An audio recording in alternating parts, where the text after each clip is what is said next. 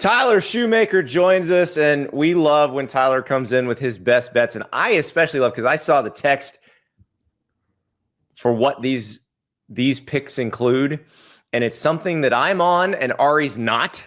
And I always love it when I am in agreement with Tyler because Ari tails Tyler all the time. And now Ari can't tail Tyler because he's just going to get mad. Tyler, tell me about Iowa +6 against Oregon.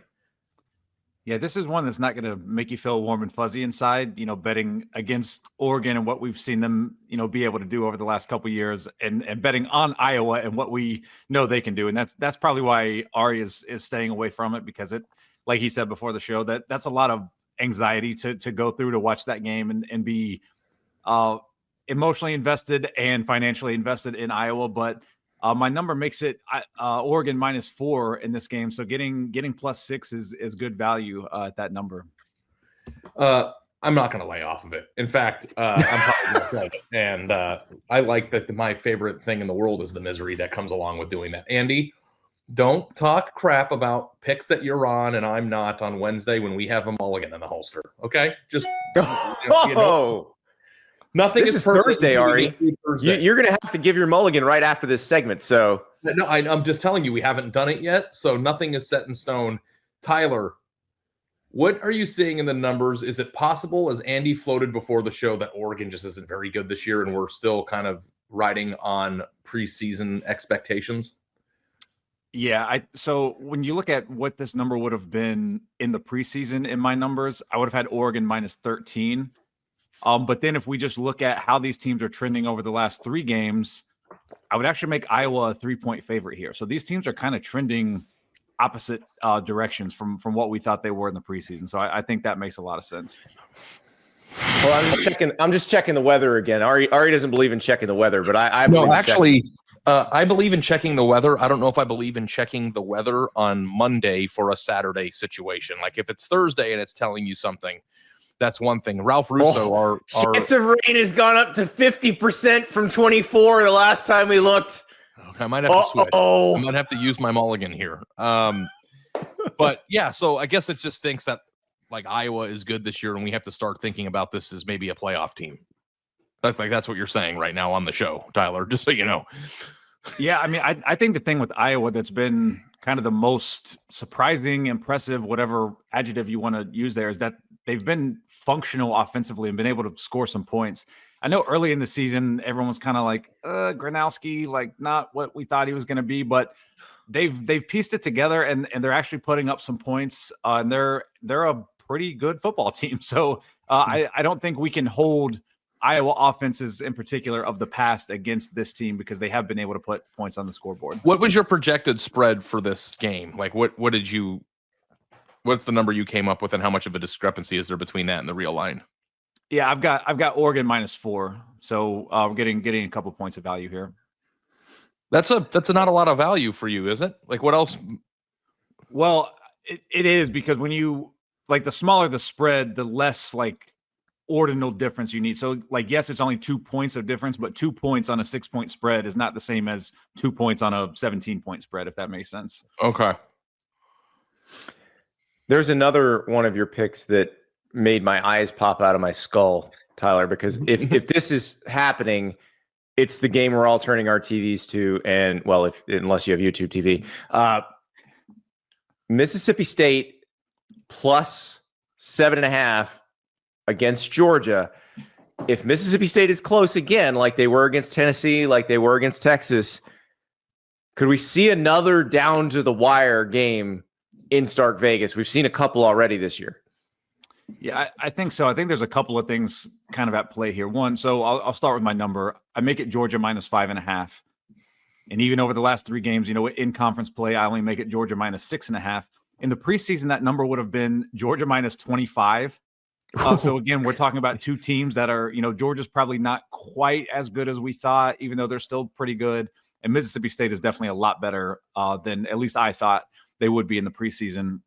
So we're getting value here on the number. And again, obviously 7 being a key number, we're getting the hook on that. So I really like that. But SEC teams going on the road just have not fared well against the spread. And Georgia in particular just, has this tendency to kind of play with its food a little bit. And weird things happen in Mississippi State home games in Starkville. I don't know if it's the cowbells or what, but they tend to play teams really close at home. So I feel good about this one. So this week you're just kind of doing the torture yourself parlay. Is that what this is? Like, how many games can we pick that are going to be just absolutely miserable to watch in the moment? But Ari, he's not predicting Mississippi State's going to win straight up. So it's not like the poor Andy. Mississippi State fans who've been through it this year, where their team has been in the lead and has just hadn't had their hearts ripped out of their chest and shown to them. That's not this. He just needs this to go to overtime and Georgia to win by 7. Andy, I'm going to ask you a personal question. Yeah. How much money would you have to bet on a game and lose for your wife to get upset at you? My wife? Yeah. Probably $1,000. Okay. Could you imagine putting $1,000 on Mississippi State and sitting there in the first quarter hoping that they don't lose by more than 7.5 and having to sit through that for 4 quarters? It's funny though, because it is exactly what Tyler is describing is the last 2 Mississippi State home games against SEC teams.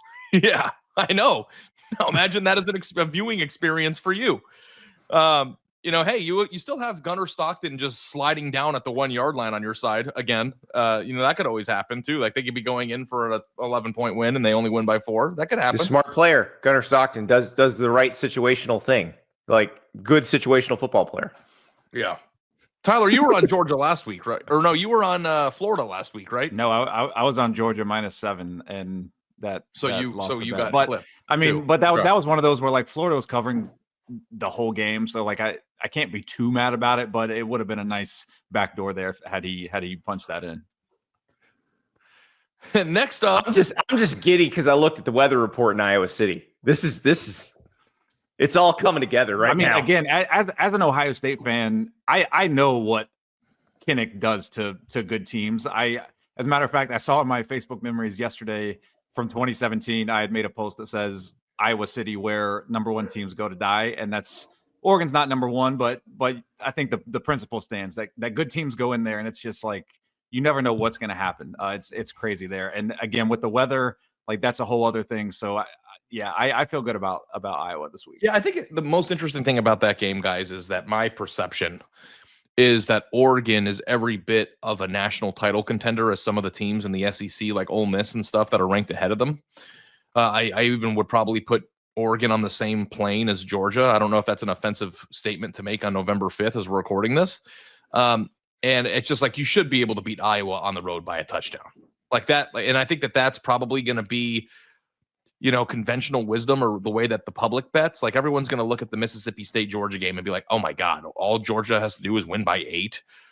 This is no brainer. So you're on sides that I assume would be the opposite side of public plays here, which makes I feel a little bit warm and fuzzy too. Cause you would think that the Mississippi State Georgia line would be bigger. Yeah.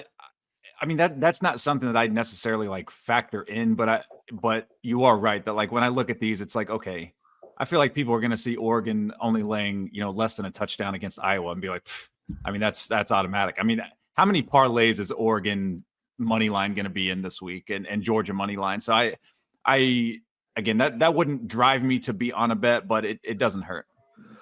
I would stay away from those. It just because the Oregon Iowa game feels very trappy, feels just, and maybe I am making too much. I don't know about Tyler, because I get kind of fixated sometimes on one game in the season and say, oh, this happened, so this will happen again. For me, what's going through my mind when I look at the Oregon Iowa game is Indiana Iowa, and watching that game going, why can't Indiana get anything going? They do this they crush everybody. How come they can't get anything going against these guys? And then Iowa, looks great after that against Wisconsin. They beat Penn State. They look great again against Minnesota. I just keep coming back to that. I can't stop thinking about it. Yeah, I think that's a great point. I mean, Indiana has pretty much thrashed everyone. I mean, including going to Oregon and winning what I would describe as comfortably. So I don't think if Oregon thinks they're going to show up at Iowa and everything's going to be sweet, I think they're in for a long day, because that stadium is no fun to rank teams. All right, one more, and we're going sicko mode here. UAB at Rice. UAB is a 2.5-point dog on the road. UAB, for those who don't remember, they fired Trent Dilfer. Alex Mortensen, son of the late ESPN reporter Chris Mortensen, becomes the interim coach. They beat Memphis.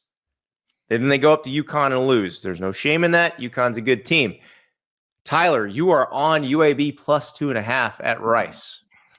Yeah, I mean, this is as dumpster diving as it gets in terms of making bets. Like Ari says, you should probably call the number if you're telling me on this one, but I only make it Rice -1. But again, a lot of that is based on the season. It's the season long number where UAB was virtually non-functional under Trent Dilfer. But since he's been gone the last couple of games, they've actually looked like a actual Division I college football team. So I think this line's still inflated. Over the last 3 games, I would actually make UAB about an 8-point favorite based on what they've done. Now, obviously, a lot of that is them beating Memphis outright, which is no small task. So I like UAB plus the points here. And to be honest, if you can't get a 3, I think your best strategy is maybe do half a unit on plus 2.5 and half on the money line. Tyler, you ever call the 1-800 number and then bet a friend on how many rings it'll take before they pick up over under like 2.5? Oh gosh. Tyler's not going to make fun of the number. No.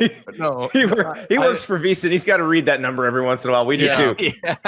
No, I mean, if you need the number, which I've considered at times, like you call it, but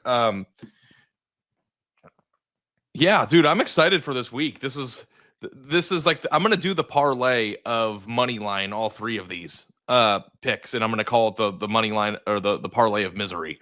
Iowa, Mississippi State money line, and UAB money line. Could you come up with like a 3 worst like scenario team to be in that position for? What other team would you need to win that would be more painful to watch? Yeah, no, this is it. This is the bottom, period. Well, I mean, the best part is Tyler, Ari just had to sign up for the ESPN app so he could watch the ranking show last night. He now has access to UAB at Rice on ESPN Plus. He can watch it in its entirety. There we go. Thankfully for me, I'm going to be in Vegas this weekend, so I'm probably not going to be watching, which will be much better for my mental health, I'm sure. Wait, what are you doing in Vegas where you're not going to be watching it? Well, I'm going to a rodeo Friday. if you can imagine that. I can't. No, what kind of action can you get on a rodeo? Can you bet on a rodeo? I'm just going to be out and about. If you can bet on the rodeo, I will bet on the rodeo for sure. I think you can bet on the rodeo. I wonder what the algorithm says about the bull. I gotta consult with TSI on that, but Adam Burke from Beeson and I are going to the rodeo on Friday. Okay, well, I'll text you and I'll let you know how the most pivotal G5 game of the year goes while you're watching a bull try to buck some human being off its back. All right, fair enough. I now need to see the bull power rankings. Let's. Oh my God, we've now gone off the road. Now I'm just imagining betting the rodeo, and now it seems like a great Friday night. But I'm with Ari. I'm gonna be watching Memphis Tulane. I'm gonna be watching USC Northwestern, another sneaky good one. But Tyler, thank you so much, and I hope that you make Ari absolutely miserable this weekend. I hope so. Hopefully we can make some money and be miserable at the same time if that's possible. Yeah, I'm always miserable. I would just like to not lose money this weekend. Yeah, exactly. Thank you, Tyler. Thanks, Tyler. Thanks, guys.